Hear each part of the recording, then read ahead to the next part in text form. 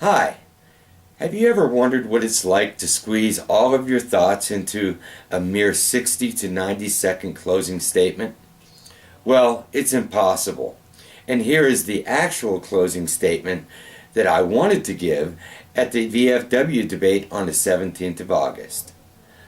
I think you'll recognize some parts of it, and I believe this venue is the more appropriate for this statement. During this campaign, I've opened a lot of gates and knocked on a lot of doors and gone into our communities and spoken to thousands of my fellow Nevadans. I happen to agree with their reoccurring and more often than not similar opinions. I've been asked why I'm running, and when I tell them my reasons, most seem to say that I take this race kind of personally. In retrospect, I believe I do, because I took a solemn oath to protect the country and our Constitution from all enemies, both foreign and domestic. I don't wear my patriotism on my sleeve as some. I live it and carry it in my heart. I am not afraid to say that I love my country. And at a time when true patriotism is not in vogue, it is something that we as a nation have lost and must restore. But the personal aspect goes deeper. My family was the innocent victim of violent crime. As a victim that had the unfortunate experience of watching his wife of 20 plus years being shot in the face and head, afterwards a person's perspective changes on many issues, and that makes it personal. After watching a judiciary allow one of the perpetrators of the crime to be set free for no apparent reason other than cronyism, that makes it personal. Then in the following civil litigation against all parties associated to the crime, the same judiciary throws out the case under questionable and no apparent rational reasoning. It is without a doubt personal. After some time you find that the opposing attorneys and the judge conducted themselves in a manner that most would find shocking and likely illegal. It is absolutely personal. Then once engaged in this race, a lawsuit gets filed by a political party that goes before a judge in which he has, without a doubt, a duty to disclose certain pertinent information, which he did not. Most striking is that the judge and one of my competitors in this race have a past association with the very law firm that undermined the administration of justice in our previously mentioned case by doing the exact same thing, which makes it personal. My question is, what did my competitor learn while being an associate at that law firm? So it seems he either learned or practiced the tradecraft of subterfuge, deflection, denial, and cronyism from masters of the craft.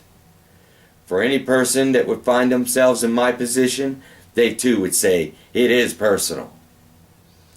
So to conclude my statement, in behalf of all the people of the great state of Nevada that have voiced their similar personal opinions to me, I speak for them by declaring, we are not okay with a national debt over $14 trillion and annual deficit spending on the order of $1.6 to $2 trillion every year. We are not okay with deploying our military in countless operations around the globe that just deteriorate their preparedness and drain our nation of our finest at the price of their blood and our treasury. We are not okay with the federal government facilitating the transfer of weapons to drug cartels across our southern border that are getting countless numbers of Mexicans killed, and the same weapons are being found to have been used to murder U.S. citizens and law enforcement personnel, both in that country and in ours. We are not okay with the federal government that has been shown to have helped the passage of illicit drugs being brought over the border of Mexico into our country by those very same drug cartels, and the incessant propensity of our government to interfere in the internal affairs of other countries. We are not okay with millions of Americans being out of work because of failed economic and monetary policies, and involving us in failed treaties like NAFTA and GATT. We are not okay with the business as usual political games, posturing, mudslinging, and never letting a good engineered crisis go to waste. And the list goes on and on. But if you're okay with all these things, by all means, vote for the Republican or Democrat who are quite frankly cut from the same cloth. I would not be your candidate.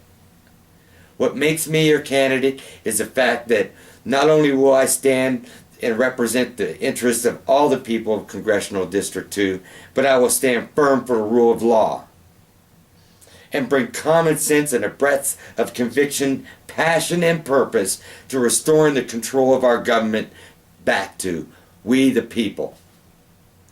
I'm Tim Fasano, and please join me in sending a shot to be heard across our nation.